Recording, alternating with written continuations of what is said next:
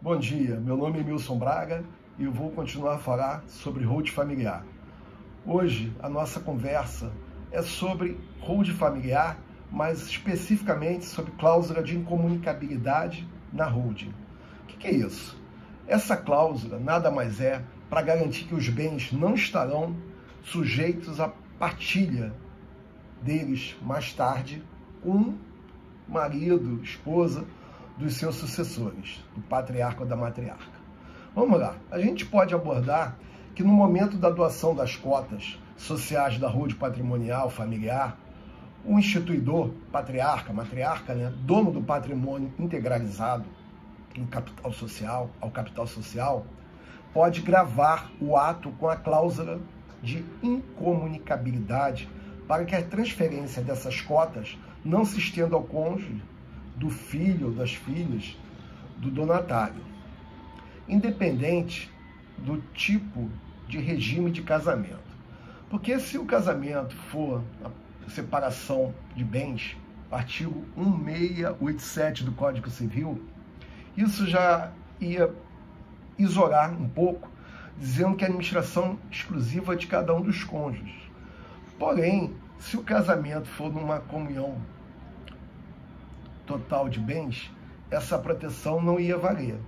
Porém, numa cláusula de comunidade da holding familiar, ela vai prevalecer mesmo que eles tenham um regime sem ser separação total de bens, de comunhão total de bens.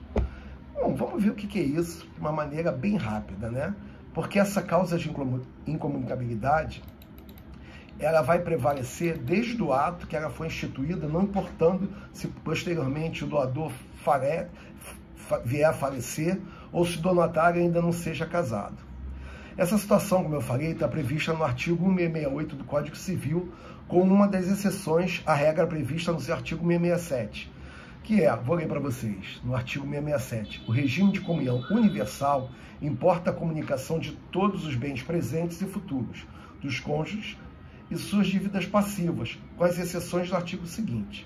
Esse artigo seguinte, ele vai dizer quais são os bens que estão excluídos dessa comunhão. O artigo 668, inciso 1, diz que os bens doados ou herdados com a cláusula de incomunicabilidade e os subrogados em seu lugar. É exatamente esse inciso. Então, com essa cláusula, a gente consegue, realmente gravar, e os bens doados ou herdados, eles vão estar excluídos dessa comunhão. Ou seja, nesse cenário, aquele que aceitou a doação das cotas não pode sobrepor-se à vontade do doador, que fez essa doação. Ou seja, mais uma vez, repito, a doação gravada com cláusula de incomunicabilidade é a condição do ato jurídico e não havendo nenhum vício ou nulidade quando da sua instituição obrigatoriamente deverá ser respeitada. Um exemplo de cláusula de incomunicabilidade para alteração contratual, a gente pode falar, o donatário grava a partir do registro dessa alteração contratual a presente doação das cotas sociais aos donatários com cláusula de comunicabilidade, inclusive seus frutos e rendimentos, etc., etc., em qualquer regime de bens previsto no ordenamento jurídico no ato de aceitação da doação.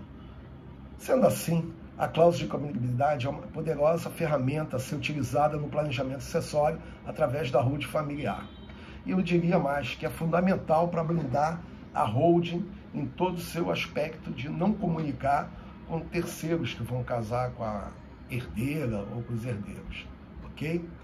Assim, você tem que pensar, tem que conversar com seus filhos, que se vale a pena gravar ou não a doação de cotas com essa cláusula.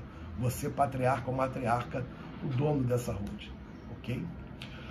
Agradeço a atenção e, mais uma vez, quero já deixar um pré-convite. Em breve farei uma live, sobre holding familiar em termos de como se preparar para esse advento, que já é uma realidade hoje para os milionários, para a classe média alta, e atinge também até quem tem um imóvel para proteger a sua família. Obrigado.